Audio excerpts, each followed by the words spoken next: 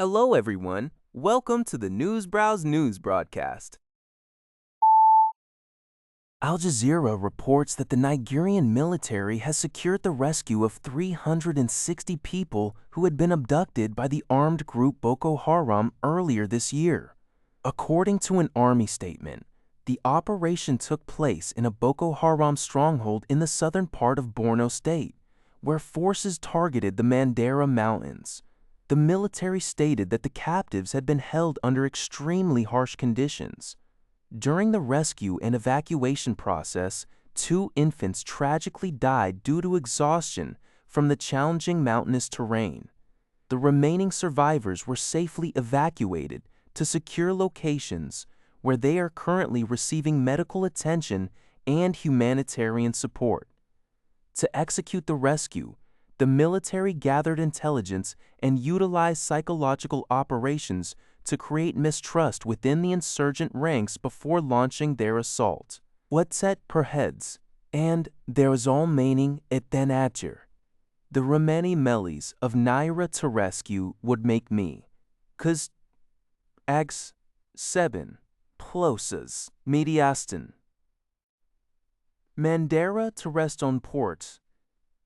Betty Boko Haram, which frequently conducts kidnappings for ransom in the region, had demanded millions of naira. The military has recently intensified its campaigns against Boko Haram and its breakaway affiliate ISWAP. As part of ongoing efforts to address the security crisis in northeastern Nigeria.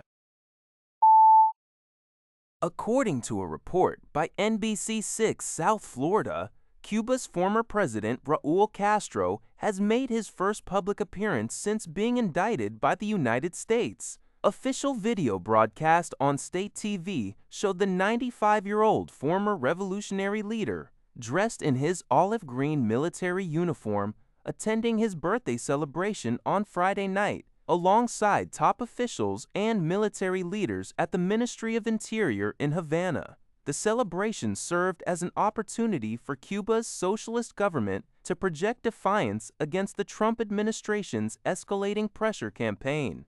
During the event, current Cuban President Miguel Díaz-Canel delivered an effusive tribute to Castro, praising his courage and loyalty and declaring that Cuba is untouchable. He also warned of a resolute battle should the United States act on threats of invasion. Last month, the U.S. Justice Department unsealed an indictment accusing Castro of ordering the 1996 shootdown of 2 civilian planes operated by Miami-based exile group Brothers to the Rescue. The public birthday celebration comes at a time of severe fuel shortages and blackouts on the island due to tightened U.S. sanctions. According to a report by the Liberty Times, U.S. President Donald Trump stated in an interview with NBC's Meet the Press that the U.S. and Iran are very close to signing an agreement to end their 3-month war. Under the proposed deal, the U.S. would cooperate with Iran to retrieve and destroy its highly enriched uranium. However, Trump warned that if negotiations fail, the U.S. will launch severe military strikes to destroy Iran's remaining capabilities and secure the nuclear materials.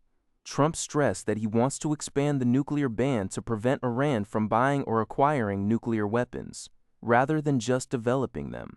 Following the deaths of Iran's supreme leader Ali Khamenei and his deputies by U.S. and Israeli forces, Trump noted that Iran's new leadership appears more rational and smart. He also indicated that Khamenei's son, Moshtaba Khamenei, is involved in the approval process for the deal, and Trump remains open to holding direct talks with him. Trump asserted that U.S. military forces would remain in the region until the mission is fully completed, maintaining pressure on Tehran to secure a final agreement.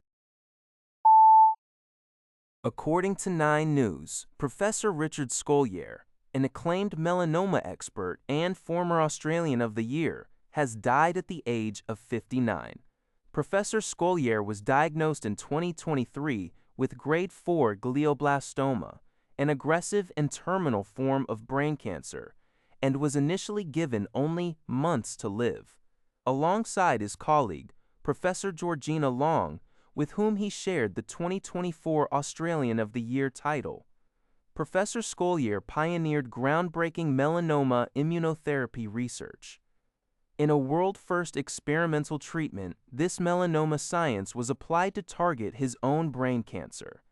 This treatment allowed him to defy the terminal diagnosis for years before his health began to decline.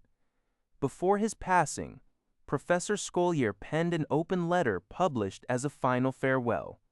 In the letter, he reflected on his 35-year medical career, praised his dedicated family, including his wife Katie and 3 children, and urged the global community to continue funding and researching cancer treatments. He noted that while a terminal diagnosis brings clarity, cancer does not define a person's entire journey. He expressed a desire to be remembered simply as a proud everyday Australian who gave it a crack. That's all for this video. Thank you for watching. See you in the next video.